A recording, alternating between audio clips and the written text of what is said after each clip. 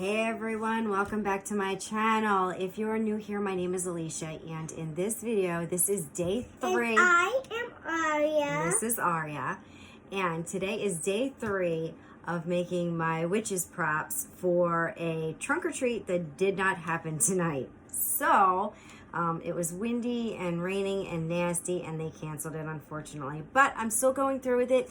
I made this. And I am in this video going to show you how I made a spell book. So if you're interested to see what I came up with, stick around and I'm going to go ahead and get started.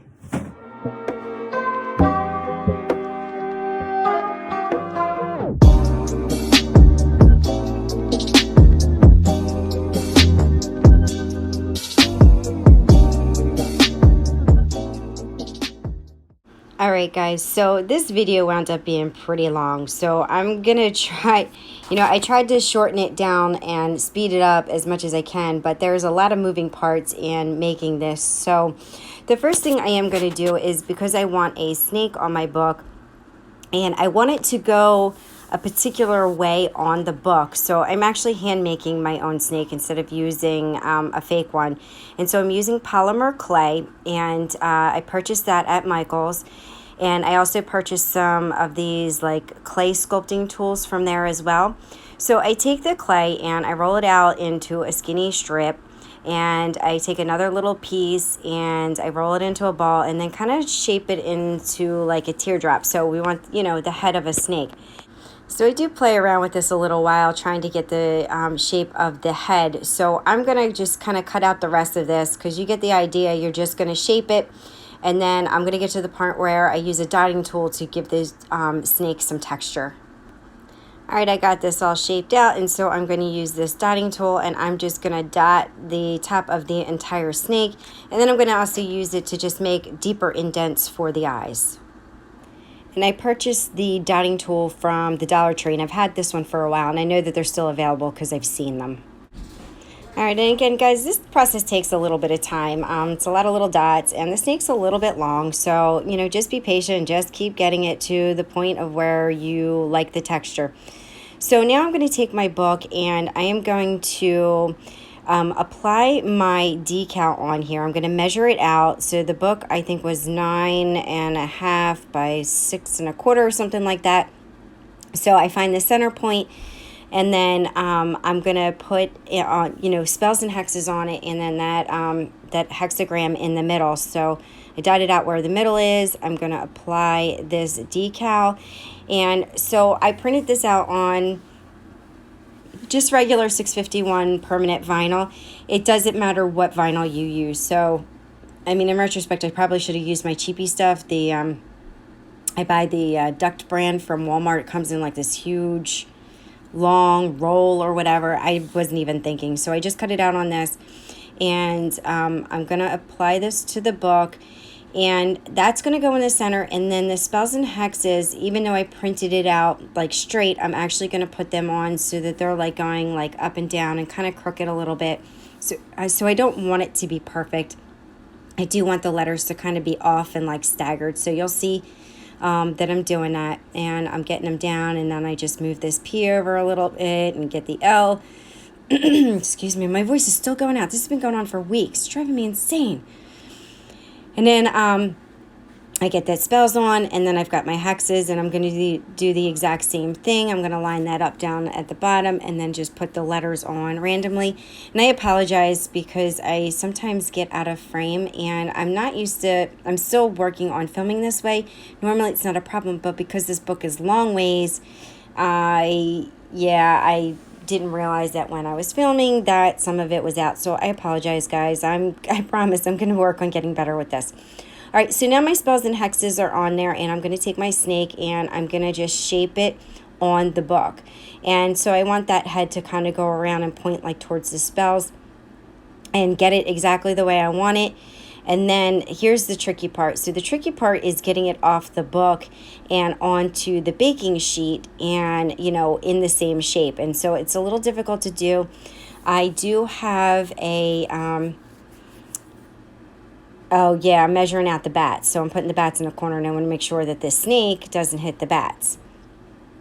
And then once I get that, then the tricky part is getting the snake, because it's still very pliable, very bendable. It's easy to move. It's, it's not hardened at all. So I use this baking, it's like a chopper and like a scraper.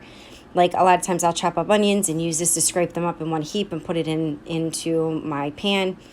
So I'm just, transferring this over to my baking sheet, trying not to lose the shape. It's super hard to do. Just be patient and, do it very slowly. Lift and pull it off. And then this is where it's going to go in the oven at 275 for 15 minutes. So while my snakes are baking, I'm going to go ahead and work on the spells and the hexes. So I do want this to be raised. So I'm going to use my hot glue and I'm just going to trace the letters. And I'm going to do it for the spells. I'm going to do it for the pentagram. And then I am going to do it for the hexes. But I'm not going to show you all that. Because again, each one of these things takes time. And so, to keep this video to a minimum, so you're not on here for 3 hours watching me do this, I cut some of the stuff out. So that is it for this section, and then we'll be ready to move on to the next step once these letters are dry. So thankfully it only takes a few minutes for hot glue to dry. So I've done all of my spells, hexes, and the pentagram. Now I'm going to come in and I am going to seal it with Mod Podge. Actually, sorry, I'm not going to seal it with Mod Podge. I'm going to coat the book with Mod Podge because I'm ready to apply my tissue paper. And so I, have a stack of tissue paper that I purchased from Amazon, and it comes in a bunch of different colors. And so my original plan was to just take any tissue paper and then paint it black. So I grabbed this green, this sort of olive green color tissue paper, which is not something, it's not my favorite color, and I wouldn't have used it on a project. So I'm like, oh, well, let me use it on this. So that's what I did, and I cut it up into a couple of pieces so that it could fit over the book. And I wound up actually loving the way that it turned out, because it's really thin. And so the black, once it was dry, the black of the book came through. Now that book was naturally black. I did not make it black. So when I took the cover off, that was what was underneath. So I lucked out with that. And you can purchase, your books from any thrift store, or if you have an old hardback book that you don't use or read or whatever, use that. It's totally up to you. But yeah, you can come by them easily for really inexpensive. So I placed that tissue paper on, and now I'm taking a soft bristle brush and I'm just pushing down around the edges of all my lettering because I want it to be raised up a little bit. So again, another process that takes a little bit of time. It's not crazy long, but you get the idea. So I'm going to just kind of speed through or cut past this part and get to the next step. All right, so now that I've got all of my paper pressed down around all the letters and stuff, I'm going to go in and just fold the rest of it around the binder. So I stretched the book out. But you know what? It's better not to stretch the book out because when it dried, it ripped. So actually keep the book folded when you do the binder section. So learn from my mistakes. So after I finished the front side and the binder, I went to the back and I put the paper on the back. And then what I did was I sealed it with Mod Podge. So I sealed the paper with Mod Podge. And the reason why I sealed it with a Mod Podge is because I originally was going to paint it. And I would have sealed it anyway, but I want to make sure that, this is a prop, it's a Halloween decoration, but, should water or drink or something get spilled on it, I want to make sure that it's going to hold up. So the Mod Podge is going to protect that paper. And I was afraid, too, that with, painting acrylic paint directly on it, it might tear it. So I just felt that it was better to seal it. So I am on the front side, and I folded that paper over to the inside. I didn't do it pretty and neat. You can finish the inside of the book if you want to. I'm not going to. And then I am sealing it down with the Mod Podge. So the inside is dry, and now I am moving on to the front side, sealing it with one coat of Mod Podge. And that's all I sealed it with, was one coat. You can go in and do more if you want. I didn't think it was necessary. to go over more than one time. I thought that I got a pretty good even coat on it. So, you know, again, it's a matter of preference. Do what you feel is right. And once I'm done sealing this, then it's going to have to sit and dry for a little while, at least an hour or so, maybe even longer, depending on the temperatures in your craft space. But you want to make sure it's nice and dry before you move on to the next step.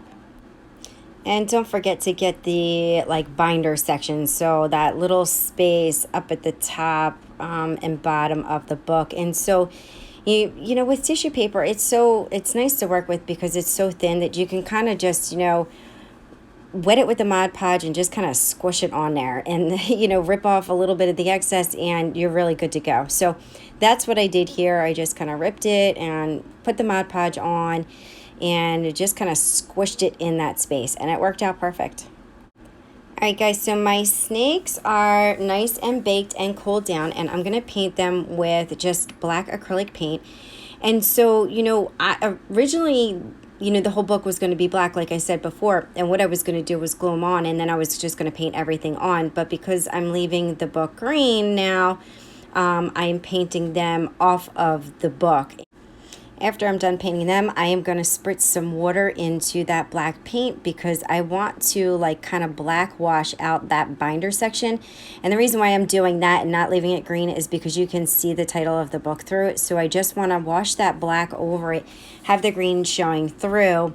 And then this way I'm going to hide that that lettering on there. So I apologize because I am kind of out of frame, but what you're just going to do is brush it on with a paper towel and just kind of wipe it off until you get the desired look of, you know, just it being washed out. And, you know, it worked out really well. I liked how that turned out. And with black washing out that binder, it dried really quick. It was kind of like an instant dry. So now I'm going to go in, and while my black snakes are drying, I'm going to just take a Q-tip and use that gold color to trace out these letters so that you can see that they're raised. So it's going to bring attention to them being 3D. And it, you know, it just takes some time just to go and paint around each and every letter. So I'll let you watch me do this part, and then we'll move on to the next step. So I'm just going to play some wonderful iMovie music as I always do.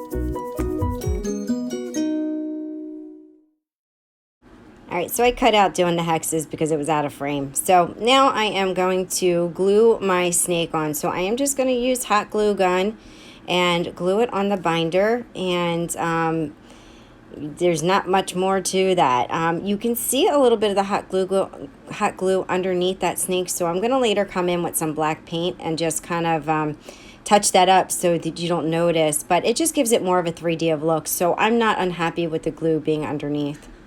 Now it's time to get that snake on the front of the book, and I'm going to do the same thing. I'm just going to put some hot glue on it and just stick it down.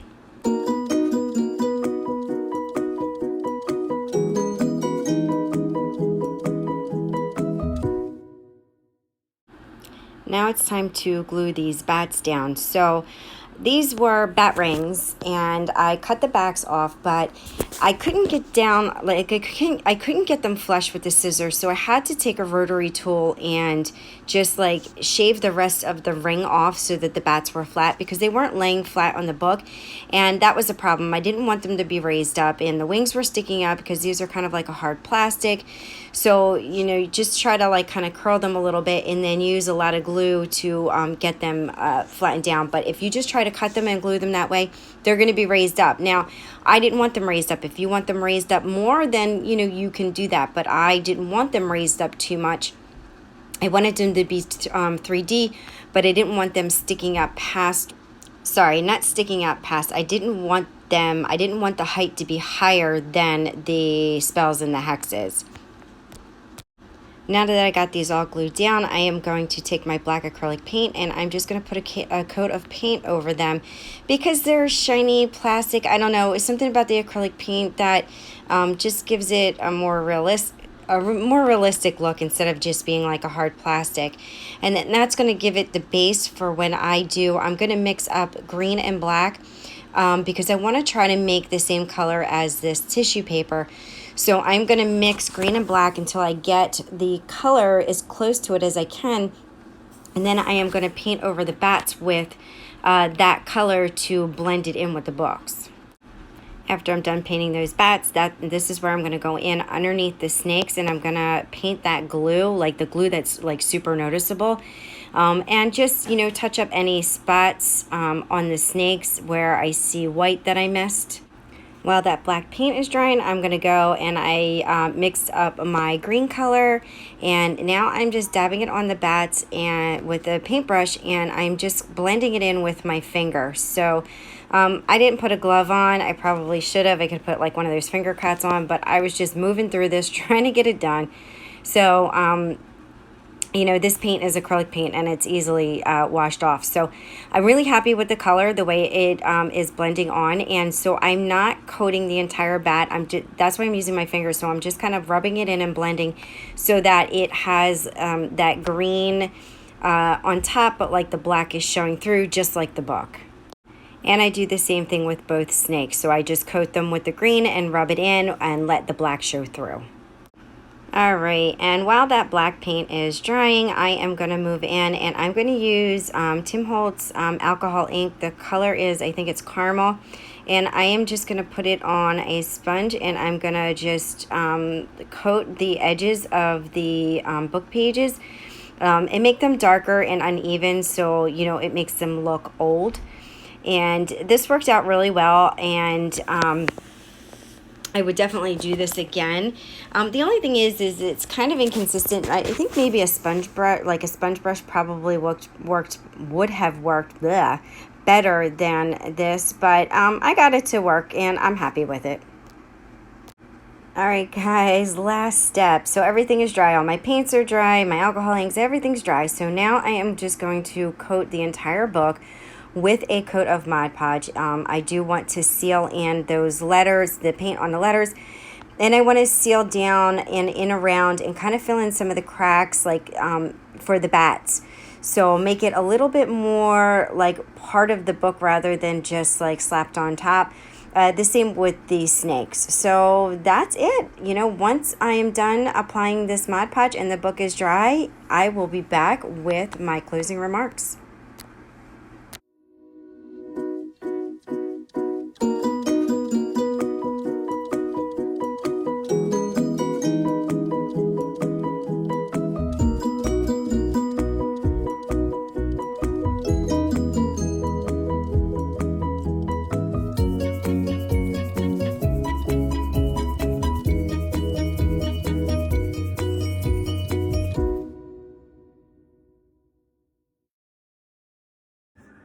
Alright guys, this book is done, and I'm really happy with the way it turned out. So, you know, originally I had plans on making a black book, and I wound up loving this green tissue paper, how it looked on this black book. So, you know, you can get any of these books, these hardcover books, thrift stores or whatever. We had extras on hand that we, you know, were not going to read. They were donated for my husband's library.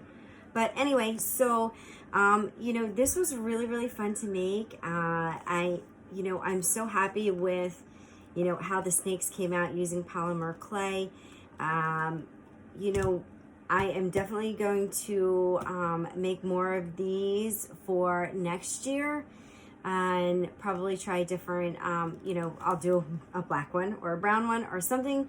I have like lots of ideas going on in my head. I want eyes on there. I want dragons on there. So, but for now, I have to wrap this up for this Halloween season. This is it. This is the absolute last Halloween tutorial I am doing. So guys, thank you for watching. Always, as always, Aria, help me. Come on. What do we do? What do we tell them? Subscribe. Absolutely subscribe. So, hit that like button, hit the notification button so that you know the next time I post my tutorials. What's this for? Every Tuesday. It's lots of things. We'll talk about that in a minute. So I post new videos every Tuesday morning. Make sure to check out our Facebook groups, or it's called Meta now. Yeah, Meta. So that's going to take some getting used to. So right now it's still Facebook. Well, it shows Facebook, but anyway, so check out Glitter Makes It Superstars page. Feel free to join me on my personal page because, of course, I don't do tutorials on everything I make. So if you're interested to see other things I make, go ahead and check that out. And that is it for this, guys. Take care, and I will see you all next time. Bye. Bye.